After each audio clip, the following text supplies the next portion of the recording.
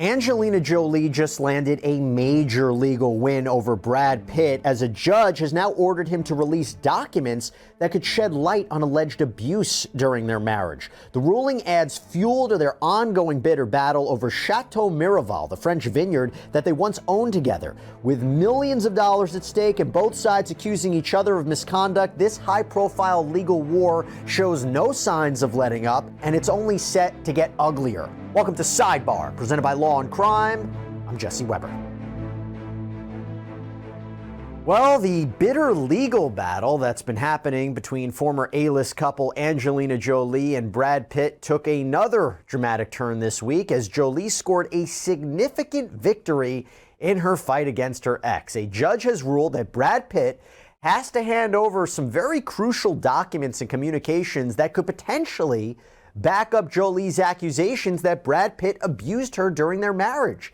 And this is all just adding to their already tense feud over their French vineyard, Chateau Miraval. Yes, that's what this is about. So I want to back up to where this all began to make sense of this. So Pitt and Jolie, they purchased this vineyard, Chateau Miraval, back in 2008. They actually got married there. And as we know, the couple ended up filing for divorce in 2016. And then in 2022, that's when this legal fight begins, because that is when Brad Pitt files what is a reported $67 million lawsuit against Jolie after she apparently sold her portion of the family-owned vineyard to a Russian businessman named Yuri Shefler. And Pitt claimed that Jolie had violated the terms of a verbal agreement that they had, where neither of them could sell without getting the okay from the other. You needed the other person's consent. And now here's the thing. Jolie says, you know what? I actually tried to sell my portion of the property to you, Brad Pitt, in February of 2021, but apparently she claims Brad Pitt backed out of the agreement. Why? Jolie argues he backed out because he wouldn't buy her share unless she agreed to sign an NDA, a non-disclosure agreement, that she claims would keep her quiet about alleged abuse of her and their children. Jolie claims that this abuse had been going on for years, and that it was highlighted by an alleged incident on a 2016 private plane where Jolie claims Pitt became physically violent. Now, Pitt has consistently denied any allegations of abuse. He argues that law enforcement looked into this, cleared him after investigating this plane incident. And here's actually part of the narrative from Jolie's cross complaint. It reads, on September 14th, 2016, Jolie's marriage came to an end. On that day, Jolie, Pitt, and their children were flying to Los Angeles from Chateau Miraval. Throughout the long overnight flight, Pitt was physically and emotionally abusive to Jolie and their children, who were then between the ages of 8 and 15. After that flight, for her family's well-being, Jolie decided to file for divorce. After the flight took off, Jolie approached Pitt and asked him what was wrong. Pitt accused her of being too deferential to the children and verbally attacked her. An hour and a half later, Pitt abruptly walked over to Jolie, demanding come here, and directed her to the back of the plane. He pulled her into the bathroom and began yelling at her. Pitt grabbed Jolie by the head and shook her, and then grabbed her shoulders and shook her again before pushing her into the bathroom wall. Pitt then punched the ceiling of the plane numerous times, prompting Jolie to leave the bathroom. As she exited, one of the children asked, "Are you okay, Mommy?" Pitt yelled back, "No, Mommy's not okay," and started deriding Jolie with insults. When one of the children verbally defended Jolie, Pitt lunged at his own child, and Jolie grabbed him from behind to stop him. To get Jolie off his back, Pitt threw himself backwards into the airplane seats, injuring Jolie's back and elbow. The children rushed in and all bravely tried to protect each other. Before it was over, Pitt choked one of the children and struck another in the face. With nowhere to go and to avoid Pitt's wrath, Jolie and the children sat still and silent under blankets. Nobody dared to go to the bathroom. Pitt periodically emerged from the back of the plane to yell and swear at them, and at one point he poured beer on Jolie. At another, he poured beer and red wine on the children. After many tense hours, Pitt finally fell asleep.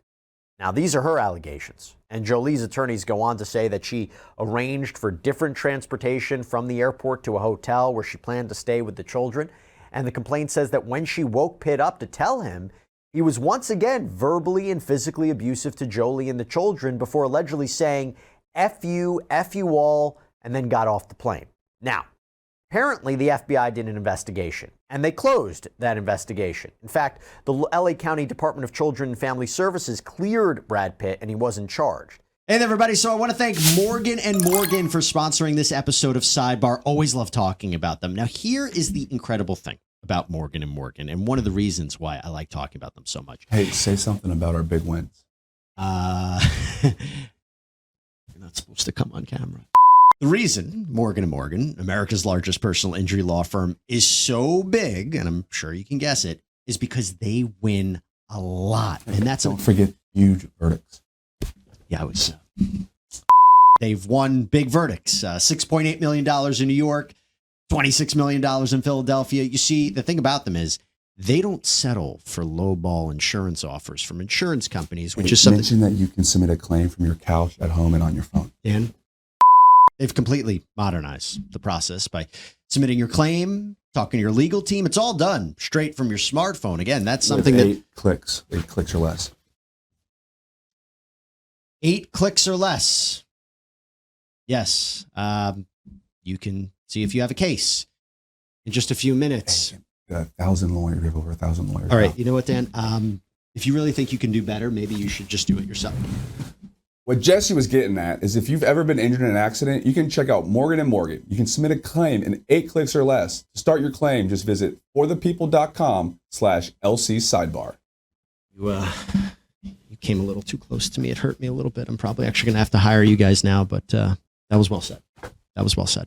Now, this brings us to what we're talking about now, that Brad Pitt has been ordered by the court to turn over all of these materials, and that includes communications from the day of this plane incident. Jolie's attorneys had this to say in a motion to compel that was filed with the court in Los Angeles in August. The failed transaction between Pitt and Jolie and this entire case turns on the reason why a new NDA covering Pitt's personal conduct was essential to him and a non-starter for Jolie. Pitt is asking the jury to award him tens of millions of dollars in damages plus punitive damages, claiming Jolie acted vindictively and maliciously when she did not sell him her interest in Miraval.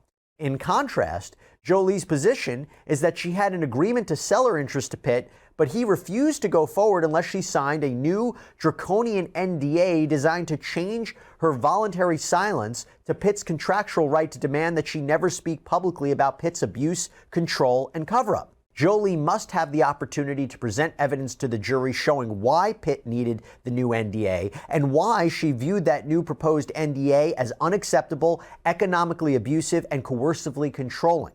So according to that same filing, Jolie's team wanted to compel the following: communications with law enforcement and other agencies, communications about agency investigations, communications concerning how he addressed his abuse, concerning his abuse of alcohol, and concerning the offer of proof. Now, the Daily Mail reports that Jolie had petitioned the court to order Pitt to turn over emails, texts, other communications between September 14, 2016 to December 31st, 2018. Again, this is all an effort to prove Jolie's claims that Pitt was trying to get her to sign an NDA. Now, before we get any further into this, I want to bring on a special guest to help me break all of this down. I'm joined by trial attorney David Ring, who specializes in these kinds of abuse cases or alleged abuse cases. David, thanks so much for coming on. Just first, want to get your thoughts on this case and how significant of a legal win this is for Jolie that now Brad Pitt has to apparently turn over these communications. It's an incredibly complicated case. It's been going on for almost 3 years, and it is as heated litigation as you will ever see. I mean, if you go to the court docket and on the website of the Superior Court and you look at how many filings there have been in this case, it's like 80 pages long. They are filing things all the time. It is a bitter war. But what happened in the last week or so was the court made a ruling that is just potentially devastating to Brad Pitt. And the ruling, as you talked about, Jesse, is that he is now ordered to produce all of his communications with just about anybody about this plane incident that led to the divorce. And I mean, that could be devastating. Just think about that. You know, I'm sure he's communicating with friends, with his agent, with confidants, with other family members, whoever. And he's been ordered to produce all of that to Angelina Jolie. That is devastating. And to be clear, it wouldn't concern his communications with lawyers. That's privileged communication, or his, if he has a therapist or anything like that, that would be ultimately privileged as well. But is this a rarity in these kinds of cases? Because we have to remember, this is originally a contract dispute. She's explaining why she chose not to sign the NDA, why she decided not to sell her interest to him. And it's now being morphed into these abuse allegations. And it makes me wonder, how often would a court actually compel the production of what it could be very damaging documents? Highly unusual. It's very, very unusual. Now, look, this is a very unique case and very high profile case, obviously. And they've had some heated battles over this discovery issue. But look, in my opinion, having read all of the briefing and the court's order, the court's order is extremely broad. I mean, it covers some very, very sensitive communications and you would not see most courts grant something so broad where a person has to divulge basically all of their communications about a particular incident, communications they made with anyone about these five categories of topics that are highly sensitive. So no, it's highly unusual, and I don't think we've heard the end of it. I don't think Brad Pitt and his team are just going to roll over and produce all these things. No, I want to address that, the way they could fight that back and what they've called it in a second. But just to be clear, so we know what we're talking about, Jolie's legal team has argued that these documents will show communications concerning, again, alleged abuse, allegedly lying to authorities, years of a cover-up, an alleged cover-up. What kind of evidence do they think they are going to get here? Okay, so let's back up.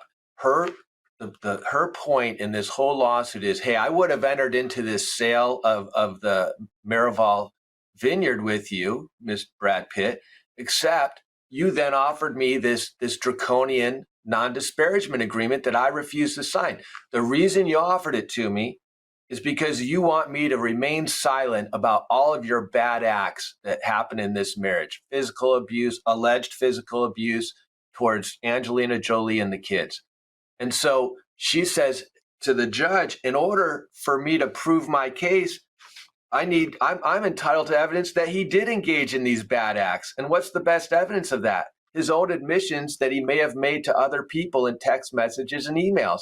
And the judge bought it. And she said, turn over all your communications about these things, and we'll see exactly what it shows. And if you're trying to cover up bad behavior, that's going to help Angelina Jolie's case. And obviously, Brad Pitt and his team do not want this turned over, A, for this case, because it might weaken their argument in terms of a contract dispute, but B, this getting exposed, this being seen. And now Pitt's lawyers have argued that this disclosure of these documents is a, quote, fishing expedition, that it's wide-ranging and intrusive. So how can they fight back against this? Could they appeal it? Do they have an argument that this is just way too broad, that maybe it's unnecessary to the claim in question? Well, here's the uphill battle that Brad Pitt's team is facing. This is a discovery dispute in the trial court, and trial judges have great discretion on how they rule on discovery disputes. It's all started with what's called a request for production of documents, and that's just something that trial courts handle every single day. So what is Brad Pitt's team? What are their options now? He can file what's called, it's like an emergency appeal to the Court of Appeal. It's very discretionary. The Court of Appeal does not have to hear it. They can just say, we're not interested in this issue. We don't even want to hear this. So it's a long shot. It's called a writ. It's filing a writ to the Court of Appeal saying this trial judge got it so wrong. Court of Appeal, you have to step in on an emergency basis and you have to reverse her ruling. That's probably his best option, but that's a long shot. His other option is to go back to the trial court and ask this judge to reconsider her ruling. Now, we all know how that's going to go, because most judges said, I already considered it once and I got it right the first time. I'm not going to change my mind a second time. He doesn't have a lot of options here. I want to go back to this and break it down with you. So we go back to this plane incident. And even though Brad Pitt says he was cleared after an investigation, Jolie's lawyers say that there was still probable cause found to charge him, because in one of the filings in this case, Jolie writes, the FBI found probable cause to charge Pitt with a federal crime. Although the U.S. Attorney's Office ultimately declined to press charges, the FBI's later internal review concluded that the investigation and charging decision repeatedly violated Jolie's and their children's victims' rights. Now, David, these are her allegations, but if true, how does probable cause factor into a case like this? And even though we don't know the details of the findings, how much weight should we be giving to that? Well, a lot of weight. I mean, if the FBI had probable cause that there was some sort of crime that occurred on that plane, that's highly relevant. That's very important. But I think also we have to step back, and it's not so much that the FBI or the Department of Justice decided not to pursue charges. It's more of, hey, what did Brad Pitt admit to in all of these communications he had with all these people after this plane incident? You know, was he texting friends of his saying, oh man, you wouldn't believe what I did. I was super drunk and oh my God, I'm so sorry. Or was he saying derogatory things about Angelina Jolie and the kids? All of those communications are what he's going to have to produce to Angelina Jolie. And she's going to say, this is what he's trying to cover up and trying to force me to sign in order to consummate this sale of the winery. It gets confusing. And the last thing I'll say on this is that what Brad Pitt's team is saying is that, hey, she's using all of these things that happened in 2016 to leverage her case in the lawsuit now. She's basically relitigating their divorce case, trying to air all the dirty laundry out there to gain leverage over Brad Pitt in this business dispute. That's their position. In other words, hey, listen, we just got a really big win. If you don't want all this stuff coming forward, settle the case. Bingo. Exactly.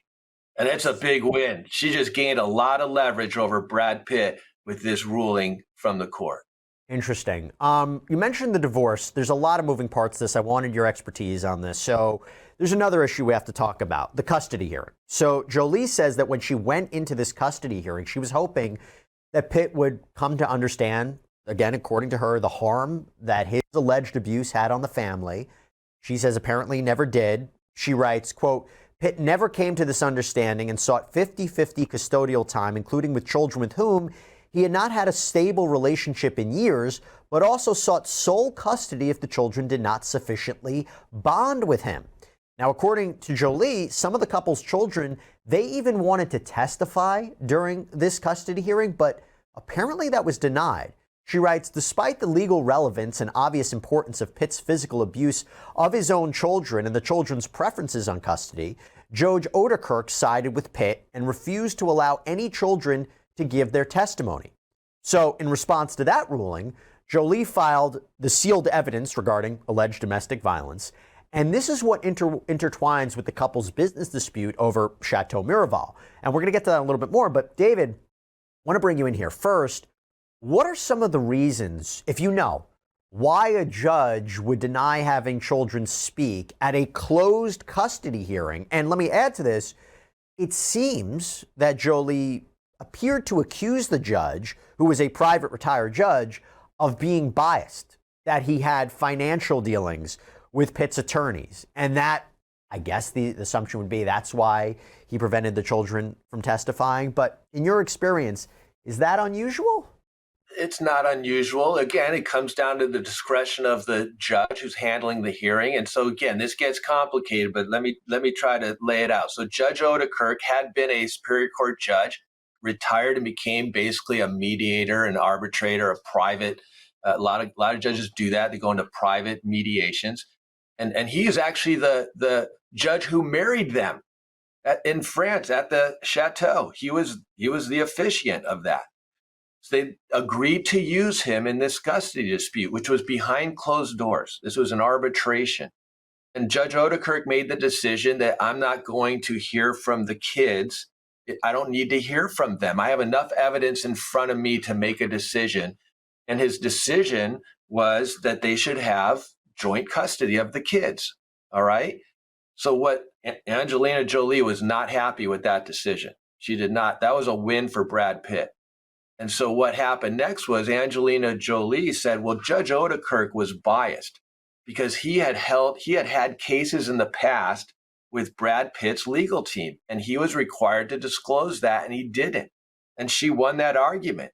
She went and said, hey, all of his rulings in this custody dispute case need to be vacated because he had a conflict of interest, and she won that argument. All those rulings were vacated. All right. Wow. Now, bear with me, because this kind of morphs back into this dispute over the winery. Brad Pitt, and we haven't talked about his side of the case really in this winery dispute. And his position is that, hey, she had to sell to me. We had this implied agreement that she was going to sell to me, and she was going to sell to me, and we were in negotiations, and this NDA that I offered had nothing to do with anything. It was standard NDA stuff.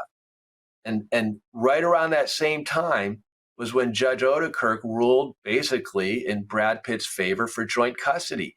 And Brad Pitt says, because Angelina Jolie was so upset with that ruling and that decision, that she vindictively and maliciously backed out of the sale of the winery and went behind Brad Pitt's back and sold it to this group, this Russian group, Stolivanka. That's his position in the case, saying she did this just out of pure spite and vindictiveness. So you can see it is a lot of moving parts. It is complicated. And going back to this whole NDA thing, right, where Jolie seemed to make the argument, I filed this domestic violence evidence under seal. I did it to protect Brad Pitt's privacy, to protect her family. But she claims he feared that this would eventually become public. That's why he wanted her to sign this NDA, that he wasn't willing to just rely on Jolie to say that, this would never come out. And that's why he changed course, asked her to sign this NDA, very restrictive NDA. Now, Pitt's team has pushed back, and they argue that Jolie is using this NDA to cover for her violation of the agreement. And he has maintained that the NDA was strictly business. He claims her actions, as you said, are a result of vindictiveness, that it was malicious. He is requesting punitive damages against Jolie. So I have a few questions here now. So if they have to turn over this evidence, if Brad Pitt has to turn over this evidence, do we as the public, will we see it? Will this be made under seal? How much of this will be exposed? And let me also say, if this goes to trial, how much would this be exposed? So initially, the public's not going to see it, because what it is, it's going to be an exchange of documents and information that Brad Pitt's lawyers make to Angelina Jolie's lawyers. And it's not going to be filed in court. No one's going to see it. It's going to be under a protective order. We're not going to see all of those text messages unless this case goes to trial. Because if it goes to trial, everything's fair game. And all of these communications become evidence. And it's an open courtroom. And so you can't have a trial and keep documents hidden during a trial. So these documents have the potential to be exposed. And the other thing is if there's a dispute about some of the documents, or they become important to any part of the case down the road, she could file some of these communications as exhibits for future motions in the court case. Now, they're probably going to be filed under seal, and so we're still not going to see them. But the risk to Brad Pitt is enormous, because at some point they could become public. Might not be right away, but down the road, these communications could become public, and that would be devastating. And by the way, I should also mention, despite all this ongoing legal drama, Jolie's team has maintained that she never wanted things to get to this point. Her lawyer, Paul Murphy, emphasized this in a statement to Us Weekly, where he said Angelina never wanted any of this. She never pressed charges. She left all their properties, and she is the one who tried to sell him the business in the first place. She wants this to end. The children want this to end, and Mr. Pitt should focus on healing their family, not pursuing lawsuits. If he does not, Angelina will defend herself in court by presenting the evidence necessary to demonstrate that Pitt's allegations are demonstrably false. And now, again, Brad Pitt has denied all of these allegations, all of the abuse allegations. And as I said, he's never been formally charged. I have to ask you, as we wrap this up, do you think, who has the stronger argument? Because this comes down really to a contract dispute, right? Was there an implied contract? Did she violate it? Did Brad Pitt put an unreasonable condition on that wasn't about the property but something else? Do you think, who has the stronger case? And I'll also ask you this. Do you think this is going to go to trial or end up settling? Brad Pitt has the stronger case. There's a lot of evidence that favors his position that she had agreed to sell him her interest in this winery if she ever decided to sell it. He's got the stronger case. However, she now has the leverage in her favor because of this ruling by the court, which sometimes there's rulings that suddenly change the entire momentum of a case. And this ruling is put the momentum back in Angelina Jolie's camp. So does this case settle? I'll tell you what, I don't know, because there is this is a very, very, very difficult case to get settled. You have to have two willing parties to settle a case. And I'm getting the sense here that neither one of them wants to settle because they have bigger interests here. Brad Pitt, this winery was so important to him. He invested a lot of money in it, and it's making a lot of money. It's his baby, And Angelina Jolie, she doesn't want to give in to him. She sold it. She made a lot of money. She doesn't want to suddenly unravel that deal and say, all right, here you go, Brad, you win. Let me ask you this, big picture, right? I agree with you. I think he's got a stronger case. Her side doesn't seem to be denying there was some sort of implied contract. She lost, by the way, her motion to dismiss, to throw out the case. The judge said no. That was a big win for Brad Pitt, that this is going to move forward towards trial, that he has a claim against her. If he wins, let's say he wins, Angelina Jolie, you violated the terms of this contract. You shouldn't have sold it. You should have sold it to Brad Pitt, or you should have consulted with him first. He wins the case. Can she still come out and expose everything about him? Or could there be a ruling that keeps her silent about everything? What could be something at the end of the day? If this doesn't settle and this goes to trial, let's say 2025, 2026, and she loses, could she come out and expose everything about him? Absolutely. Wow. If it's true. If it's true. Sure she could. Because if he wins the case, the only thing he wins is he gets the winery. He has to pay her $67 million because that's what this other third party agreed to pay her, and he gets it. But there's no other provision in there that she's bound to remain silent about what he did on that plane. And let's not kid ourselves. Something bad happened on that plane. Something bad happened. Something very, very serious happened on that plane. And we've kind of heard some details here and there, but something bad happened on that plane. We don't know for sure, right? These are allegations, but based on the reporting or based on what she alleges, you can make that argument. We just don't know for sure. He has not been criminally charged, and the truth is we may never know what really went on between them, and it's going to be really, really interesting from a legal point of view to see where this goes, but also from a PR point of view to see how both address this and how far they want to take it. So the latest update in the Brad Pitt, Angelina Jolie legal drama, and David Ring was here with us to break it all down. Thank you so much. Thank you so much, sir. Good seeing you. Really appreciate it. Thank you. All right, everybody, what a case. That's all we have for you right now here on Sidebar. Hopefully that wasn't too confusing for everybody. We'll continue to follow it. But please stay with us. Please check us out. Please subscribe on Apple Podcasts, Spotify, YouTube, wherever you get your podcasts. I'm Jesse Weber. Speak to you next time.